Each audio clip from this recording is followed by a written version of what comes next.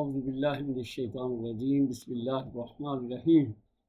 قال رسول اللہ صلی اللہ علیہ وآلہ وسلم السواک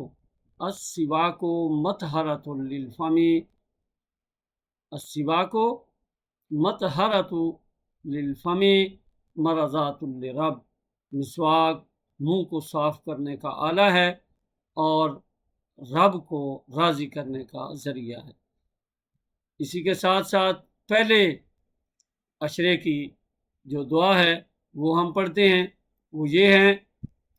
کہ رب اغفر ورحم وانت خیر الراحمین، اے میرے رب مجھے معاف کر دے، میری مغفرت کر، ورحم اور میرے اوپر رحم فرما، وانت خیر الراحمین، وانت اور تو